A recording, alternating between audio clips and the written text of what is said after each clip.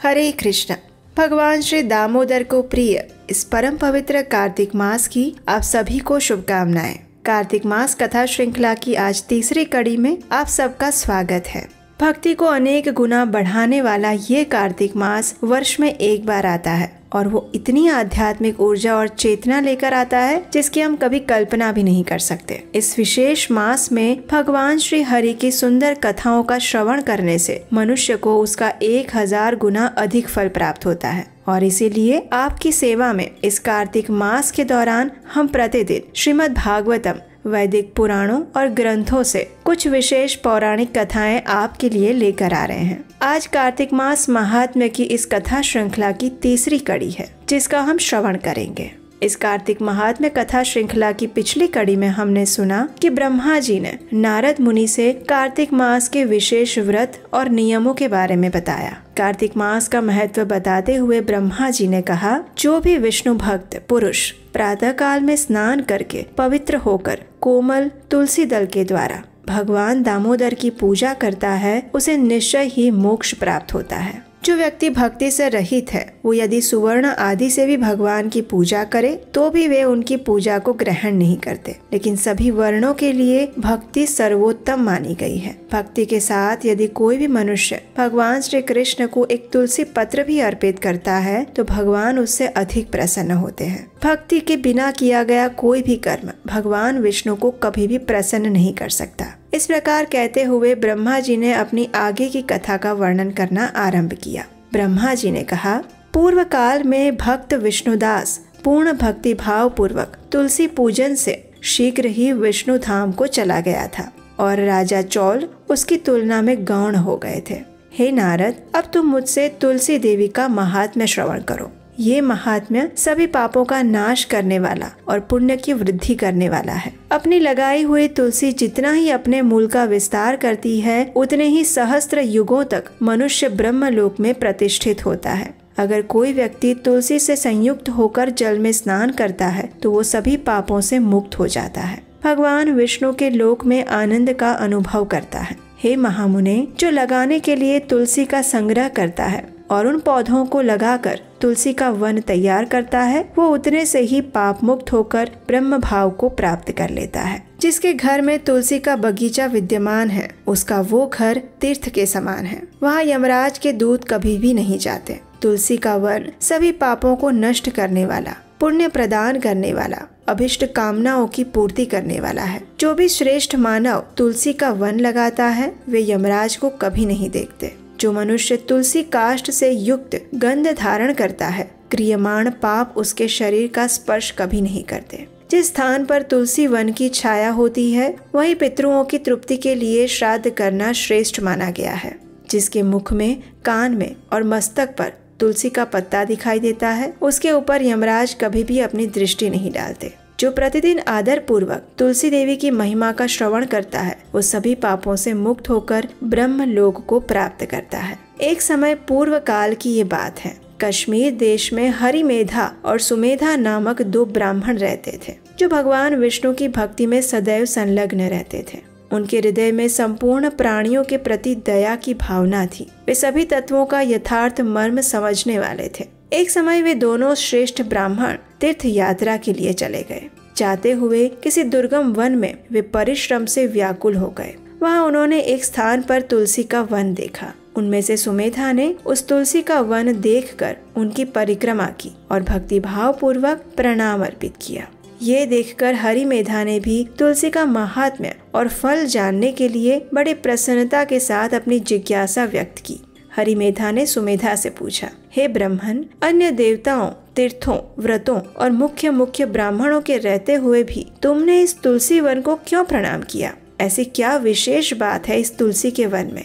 तो इस प्रकार सुनते हुए सुमेधा ने उत्तर दिया, हे महाभाग, ध्यान पूर्वक सुने। यहाँ धूप सता रही है इसलिए हमें उस बरगद के समीप चले जाना चाहिए। उसकी छाया में बैठकर मैं आपको यथार्थ रूप से संपूर्ण वर्णन कह सुनाऊंगा। इस प्रकार उस स्थान पर विश्राम करके सुमेधा ने हरिमेधा से कहा, हे विप्रवर, पूर्व काल में दुर्वासा मुनि के श्राप से जब इंद्रदेव का ऐश्वर्य छीन गया था उस समय ब्रह्मा आदि देवताओं और असुरों ने मिलकर क्षीर सागर का मंथन किया। उससे ऐरावत हाथी, कल्प वृक्ष, चंद्रमा, लक्ष्मी देवी, उच्चैश्रवा घोड़ा, कौस्तुभ मणि और धन्वंतरी स्वरूप भगवान श्री हरि तथा दिव्य औषधियां प्रकट हुई थीं। उसके बाद अजरता और अमरता प्रदान करने वाले उस अमृत कलश को दोनों हाथों में धारण करके स्वयं भगवान श्री विष्णु बड़े हर्ष के साथ प्रकट हुए। उनके नेत्रों से आनंद अश्रु की कुछ बूंदें इस अमृत पर गिरी। उनसे तत्काल ही एक मंडल आकार तुलसी का पौधा उत्पन्न हुआ। इस प्रकार वहाँ प्रकट हुई लक्ष्मी तथा तुलसी को ब्रह्मा आदि देवताओं ने श्री हरि की सेवा में समर्पित किया और भगवान ने उन्हें ग्रहण कर लिया। उसी समय से तुलसी देवी जगदीश्वर श्री विष्णु की अत्यंत प्रिय हो चुकी हैं। सभी देवतागण भगवत प्रिया तुलसी देवी की श्री विष्णु के समान ही पूजा करते हैं। भगवान नारायण संसार के रक्षक हैं और तुलसी देवी उनकी प्रियतमा है, इसलिए मैंने उन्हें प्रणाम किया। जब सुमेधा इस प्रकार बात कर रहे थे, उसी समय सूर्य के समान अत्यंत तेजस्वी एक विशाल विमान वहां पर निकट आते हुए दिखा। उन दोनों के आगे ही उस बरगद का वृक्ष गिर गया और उससे 2 दिव्य पुरुष बाहर निकल आए, जो अपने तेज से सूर्य के समान संपूर्ण दिशाओं को प्रकाशित कर रहे थे। उन दोनों ने हरिमेधा और सुमेधा ब्राह्मण को प्रणाम किया। उन्हें देखकर वे दोनों ब्राह्मण भय से विह्वल हो गए और अत्यंत आश्चर्य के साथ पूछने लगे, हे देवगण, आप कौन हैं? देवताओं के समान आपका सर्व मंगलमय ये स्वरूप दिख रहा है। आप सुंदर नूतन मंदार की माला धारण किए हुए हैं। ऐसा लग रहा है जैसे आप कोई देवता हैं। इन दोनों के द्वारा इस प्रकार पूछे जाने पर वृक्ष से निकले हुए पुरुष ने कहा, हे विप्रवरों, आप दोनों ही हमारे माता पिता और गुरु हैं। बंधु आदि भी आप ही हैं। इतना कहकर उनमें से जो ज्येष्ठ पुरुष था उसने कहा, मेरा नाम आस्तिक है। मैं देवलोक का निवासी हूँ। एक दिन मैं नंदन वन में एक पर्वत पर क्रीड़ा करने के लिए चला गया था। वहाँ देवांगनाओं ने मेरे साथ इच्छा अनुसार विहार किया और उस समय युवतियों के मोती और बेला के हार तपस्या करते हुए लोमश मुनि के ऊपर गिर पड़े। ये सब देखकर ऋषि को बड़ा क्रोध आया। उन्होंने सोचा, स्त्रियां तो परतंत्र होती हैं, इसलिए ये उनका अपराध नहीं है। ये अपराध तो वास्तव में इस दुराचारी आस्तिक का है, इसलिए श्राप पाने योग्य वही है। ऐसा निश्चय करके उस लोमस ऋषि ने मुझे श्राप दे दिया, अरे तू ब्रह्म राक्षस होकर बरगद के वृक्ष पर निवास कर। जब मैंने ये श्राप सुना तो फिर मैंने विनय पूर्वक उन्हें प्रसन्न करने का प्रयास किया और तब उन्होंने इस श्राप से मुक्त होने की अवधि भी निश्चित कर दी। उन्होंने कहा, जब तो किसी ब्राह्मण के मुख से भगवान विष्णु का नाम और तुलसी दल की महिमा सुनेगा, तब तत्काल तुझे उत्तम मोक्ष प्राप्त हो जाएगा। इस प्रकार मुनि का श्राप पाकर मैं चिरकाल से अत्यंत दुखी होकर इस वट वृक्ष पर निवास कर रहा हूँ। आज सौभाग्यवश आप दोनों के दर्शन से मुझे निश्चय ही ब्राह्मण के श्राप से छुटकारा मिल गया। अब मेरे इस दूसरे साथी की कथा सुनिए। वास्तव में ये पहले एक श्रेष्ठ मुनि हुआ करते थे और सदैव गुरु की सेवा में संलग्न रहते थे। एक समय उन्होंने गुरु की आज्ञा का उल्लंघन किया और इसी कारणवश वे ब्रह्म राक्षस भाव को प्राप्त हुए। लेकिन आपके प्रसाद से इस समय उनको भी ब्राह्मण के इस श्राप से मुक्ति मिल गई। आप दोनों ने तीर्थ यात्रा का फल तो यहीं साथ ले लिया है। ऐसा कहकर वे दोनों श्रेष्ठ पुरुष ब्राह्मणों को बारंबार प्रणाम करके, उनकी प्रदक्षिणा करके और उनकी आज्ञा लेकर प्रसन्नता पूर्वक दिव्य धाम में लौट गए। और उसके बाद वे दोनों ही श्रेष्ठ मुनि परस्पर पुण्यमयी तुलसी महारानी की प्रशंसा करते हुए तीर्थ यात्रा के लिए निकल पड़े। और इसीलिए भगवान विष्णु को प्रसन्नता देने वाले इस कार्तिक मास में तुलसी की पूजा अवश्य करनी चाहिए। इस प्रकार कहते हुए ब्रह्मा जी ने तुलसी की महिमा का वर्णन पूर्ण किया। इस कार्तिक मास विशेष में तुलसी महिमा का वर्णन तो समाप्त हुआ, लेकिन इसके बाद ब्रह्मा जी आने वाले समय में आंवले के वृक्ष की महिमा के बारे में बताते हैं और वो महिमा हम श्रवण करेंगे इसी कार्तिक महात्म्य कथा श्रृंखला की अगली कड़ी में। तो उसे सुनने के लिए अगर अभी तक नहीं किया है तो याद से आपके अपने इस चैनल को सब्सक्राइब करके रख लीजिए, नोटिफिकेशन ऑन कर लीजिए। आप हमारे व्हाट्सएप और टेलीग्राम ग्रुप से भी जुड़ सकते हैं, जिसका लिंक नीचे डिस्क्रिप्शन बॉक्स में दिया गया है। और निश्चय ही आज की इस कथा को संपूर्ण रूप से सुनने के कारण आपको महापुण्य की प्राप्ति हुई है, तो इस पुण्य को अन्य लोगों के साथ भी साझा कीजिए। अगर आज की ये कथा अच्छी लगी है तो इसे अपने मित्रों परिवारजनों को शेयर कीजिए और इस वीडियो को लाइक अवश्य कीजिएगा, जिससे हमें पता चले कि आप वास्तव में हमारे कार्य से प्रसन्न हैं। और हम आपके सामने प्रस्तुत होंगे इसी कथा की अगली कड़ी के साथ बहुत जल्द। तब तक के लिए इस पवित्र कार्तिक मास में अधिक से अधिक भगवान दामोदर को प्रसन्न करने का प्रयास कीजिए। प्रतिदिन उन्हें दीप अर्पित कीजिए, उनके लिए कोई विशेष साधना और तपस्या कीजिए और अधिक से अधिक हरे कृष्ण महामंत्र का जप कीजिए। और इस प्रकार आप नंद नंदन श्री कृष्ण को सदा सदैव के लिए अपने हृदय में धारण करके रख पाएंगे। तो आइए अब हम इस पवित्र कार्तिक मास में तुलसी देवी की आरती करते हैं। प्रतिदिन तुलसी देवी की पूजा करते हुए इस तुलसी आरती का स्तवन, पठन और श्रवण करना चाहिए। तो आइए अब हम उसी तुलसी आरती का श्रवण करते हैं। नमो नमः तुलसी कृष्ण प्रेयसी, नमो नमः राधा कृष्ण सेवा पवो, एई अभिलाषी, ये तुम्हार शरण लो, तारा वांछा पूर्ण हो, कृपा करी कर तारे वृंदावन वासी, मोर एई अभिलाष, विलास कुंज दियो वास,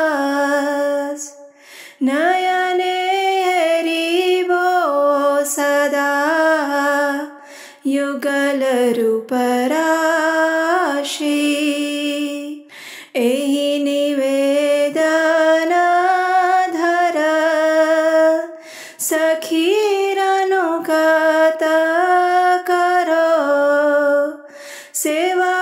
सेवाधिकार दिए करो निज दासी, दीन कृष्ण दास कहे, एई न मोरा,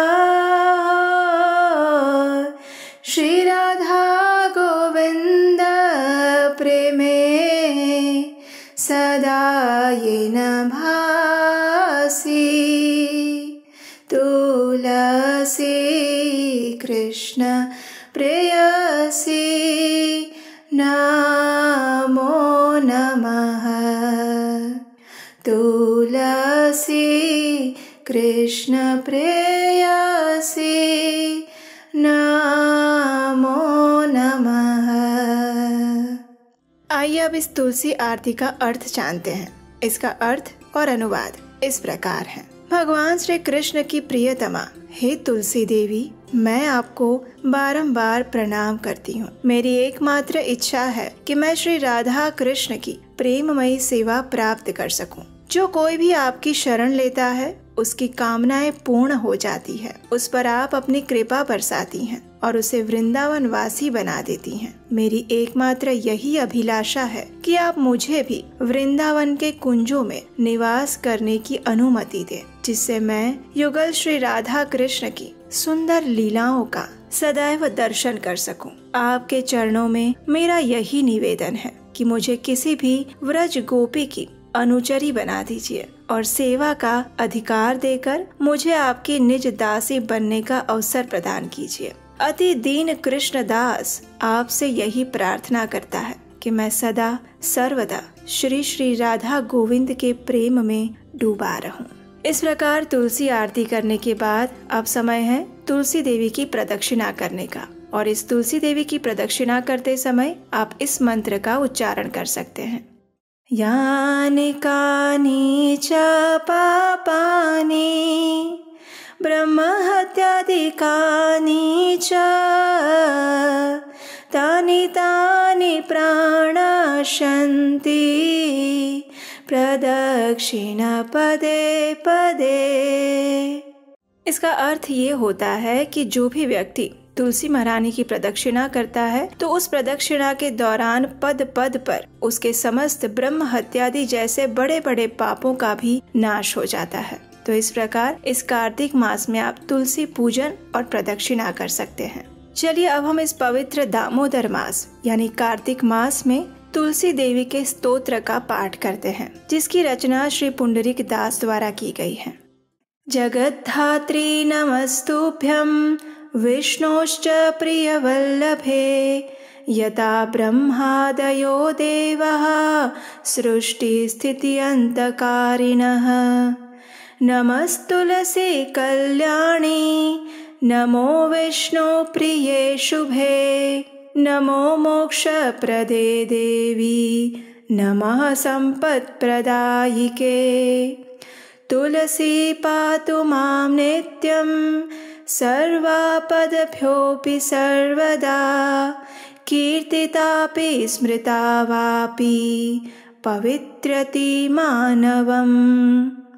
नमामि शिरसा देवीं तुलसीं विलसत्तनुं, यां दृष्ट्वा पापिनो मर्त्या मुच्यन्ते सर्वकिल्बिषात्।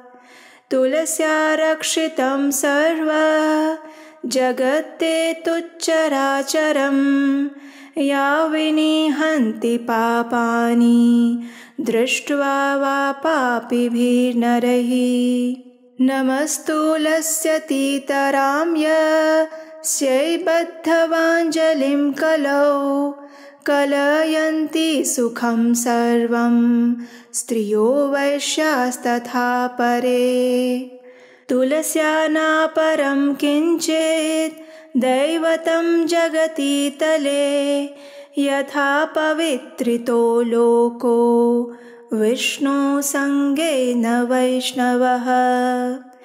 तुलस्याः पल्लवं विष्णोः शिरस्यारोपितं कलौ, आरोपयति सर्वाणि श्रेयांसि वरमस्तके। तुलस्यां सकला देवा वसन्ति सततं यतः, अतस्तामर्चये लोके सर्वान् देवान् समर्चयन्। नमस्तुलसी सर्वज्ञे पुरुषोत्तमवल्लभे, पाहि मां सर्वपापेभ्यः सर्वसम्पत्प्रदायिके। इति स्तोत्रं पुरा गीतं पुण्डरीकेण धीमता, विष्णुम् अर्चयता नित्यं शोभनैस्तुलसीदलैः। तुलसी श्रीमहालक्ष्मी विद्या विद्या यशस्विनी, धर्म्या धर्मानना देवी, देवी देव मनः प्रिया। लक्ष्मी प्रिय सखी देवी, द्यौर्भूमिरचला चला, षोडशैतानि नामानि तुलस्या कीर्तयन्नरः। लभते सुतरां भक्तिम्, अन्ते विष्णुपदं लभेत्। तुलसी भूर्महालक्ष्मीः, पद्मिनी श्रीहरिप्रिया। तुलसी श्रीसखी शुभे, पापहारिणि पुण्यदे। नमस्ते नारद नूते, नारायण मनः प्रिये। आइए अब इस तुलसी स्तोत्र का अनुवाद और भावार्थ समझते हैं। श्रीमती तुलसी देवी ब्रह्मांड की माता और भगवान विष्णु की परम प्रिय संगिनी है, जिनके कारण ब्रह्मा आदि देवता सृजन, पालन और संहार के कार्य संपन्न करते हैं। हे श्रीमती तुलसी देवी, मैं आपको दंडवत प्रणाम करता हूँ। आप सद्गुणी हैं, कल्याणकारी हैं और भगवान विष्णु को प्रिय है। आप धन, संपत्ति और मुक्ति प्रदान करने वाली हैं। श्रीमती तुलसी देवी प्रत्येक स्थिति में समस्त विपदाओं से निरंतर मेरी रक्षा करें। आपकी स्तुति और मात्र स्मरण करने से ही लोगों को पवित्र कर देता है। मैं श्रीमती तुलसी देवी को शीश झुकाकर प्रणाम करता हूँ, जिनका तेजवान और दमकदार रूप, जिसको देखकर पापी नश्वर मनुष्य समस्त दोषों से मुक्त हो जाते हैं। समस्त चर और अचर वस्तुओं सहित इस संपूर्ण जगत की श्रीमती तुलसी देवी रक्षा करती हैं, जिनके केवल दर्शन मात्र से ही पापी व्यक्तियों के पाप पूर्णतः नष्ट हो जाते हैं। हे श्रीमती तुलसी देवी, आपको सहस्त्र बार प्रणाम करता हूँ। आपको कलयुग में समस्त स्त्रियां, वैश्यगण और उनके समान अन्य लोग भी प्रसन्नता पूर्वक हाथ जोड़कर विनम्र प्रणाम करते हैं। इस पृथ्वी पर श्रीमती तुलसी देवी से अधिक दिव्य कुछ भी नहीं है, जिनके द्वारा ये जगत पवित्र हो जाता है, जैसे विष्णु और वैष्णव के संपर्क में आने से होता है। इस कलयुग में जब श्रीमती तुलसी देवी की अंकुरित कली भगवान विष्णु के शीश पर अर्पित की जाती है, तब ये उपासक के शीश पर समग्र आशीर्वाद प्राप्त होने के समान माना जाता है। श्रीमती तुलसी देवी में समस्त देवतागण हर समय वास करते हैं, इसलिए व्यक्ति को इस विश्व में उनकी आराधना करनी ही चाहिए और इस प्रकार से समस्त देवताओं की आराधना स्वतः ही हो जाती है। सर्वज्ञानी और परम पुरुष की अत्यंत प्रिय श्रीमती तुलसी देवी, मैं आपको दंडवत प्रणाम करता हूँ। आप संपूर्ण धन संपत्ति प्रदान करती हैं। कृपा करके मेरे समस्त पापों से मेरी रक्षा कीजिए। अतः ये प्रार्थना पहले के समय में बुद्धिमान पुंडरीक द्वारा गाई गई है। व्यक्ति को श्रीमती तुलसी देवी की सुंदर पत्तियों को नियमित रूप से अर्पित करते हुए सदैव ही भगवान विष्णु की आराधना करनी चाहिए। मनुष्य को श्रीमती तुलसी देवी के इन 16 नामों का उच्चारण करना चाहिए। तुलसी, श्री, महालक्ष्मी, विद्या, अविद्या, यशस्विनी, धर्मया, धर्मानना, वृंदा, देवी देव मनः प्रिया, लक्ष्मी प्रिय सखी, देवी द्यौ, भूमि, अचला और चला। वह और अधिक निष्ठा और भक्ति प्राप्त करता है और अंत में भगवान विष्णु के धाम को प्राप्त करता है। श्रीमती तुलसी देवी भूमि, महालक्ष्मी, पद्मिनी तथा श्री हरि प्रिया के नाम से भी जानी जाती हैं। मैं श्रीमती तुलसी देवी को बारंबार दंडवत प्रणाम करता हूँ। आप श्रीमती लक्ष्मी देवी की अत्यंत प्रिय मित्र, शुभ चिंतक, पापों को हरने वाली, आध्यात्मिक गुणों को प्रदान करने वाली, नारद मुनि द्वारा प्रशंसनीय और भगवान श्री नारायण के मन की प्रिया हैं।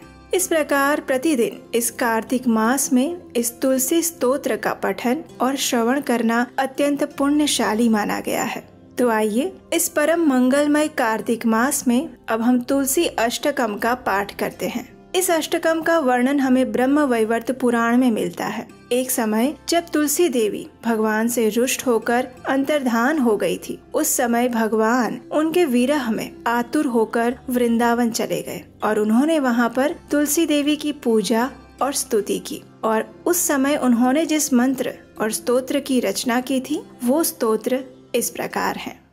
श्री भगवानुवाच वृन्दारूपाश्च वृक्षाश्च यदैकत्र भवन्ति च विदुर्बोधास्तेन वृन्दां मत्प्रियां तां भजाम्यहम्।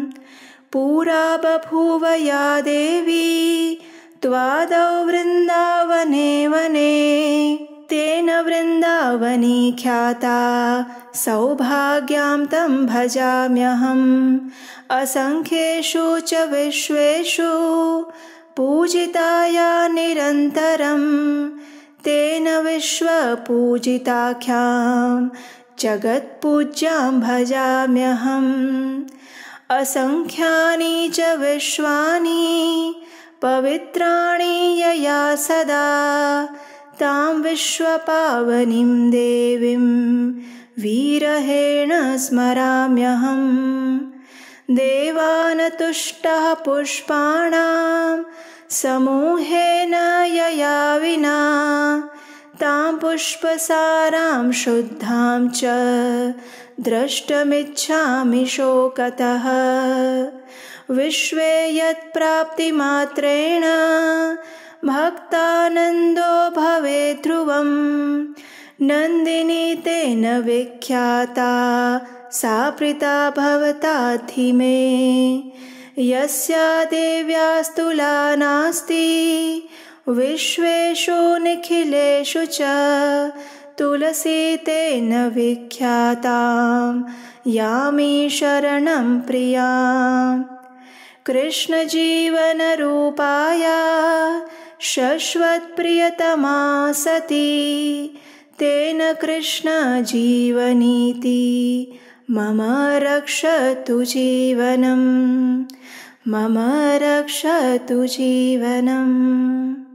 आइए अब हम इस तुलसी अष्टकम का अर्थ जानते हैं।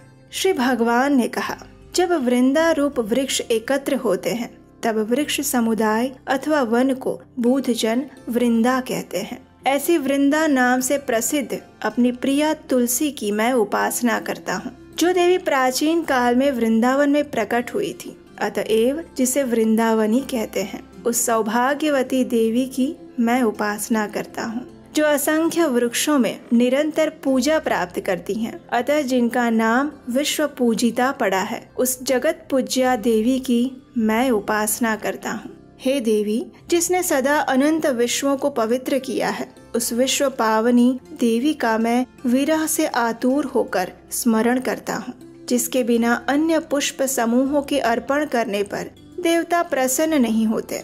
ऐसी पुष्प सारा, पुष्पों में सार भूता शुद्ध स्वरूपिणी तुलसी देवी का मैं शोक से व्याकुल होकर दर्शन करना चाहता हूँ। संसार में जिसकी प्राप्ति मात्र से भक्त परम आनंदित हो जाता है, इसलिए नंदिनी नाम से जिसकी प्रसिद्धि है, वे भगवती तुलसी देवी अब मुझ पर प्रसन्न हो जाए। जिस देवी की अखिल विश्व में कहीं तुलना नहीं है, अतएव जो तुलसी कहलाती हैं, उस अपनी प्रिया की मैं शरण ग्रहण कर रहा हूँ। वह साध्वी तुलसी वृंदा रूप से भगवान श्री कृष्ण की जीवन स्वरूपा है और उनकी सदा प्रियतमा होने से कृष्ण जीवनी नाम से विख्यात है। वो देवी तुलसी मेरे जीवन की रक्षा करे। इस अष्टकम की रचना स्वयं भगवान श्री कृष्ण द्वारा की गई है, तो इससे हम समझ सकते हैं कि ये कितना पुण्य प्रदायक और मंगलकारी है। और इस कार्तिक मास में इसका प्रतिदिन पठन या श्रवण करने से मनुष्य के पूर्व जन्मों के सभी पाप तो नष्ट हो ही जाते हैं, लेकिन उसे वृंदा देवी की विशेष कृपा प्राप्त होती है। और कहा जाता है कि भगवान के धाम यानी गोलोक वृंदावन में यदि प्रवेश करना है तो श्रीमती तुलसी देवी की आज्ञा के बिना वो संभव नहीं हो सकता। इसलिए श्रीमती तुलसी देवी की कृपा प्राप्त करने के लिए इस कार्तिक मास में प्रतिदिन इस अष्टकम पाठ का श्रवण या पठन करना चाहिए। हरे कृष्ण।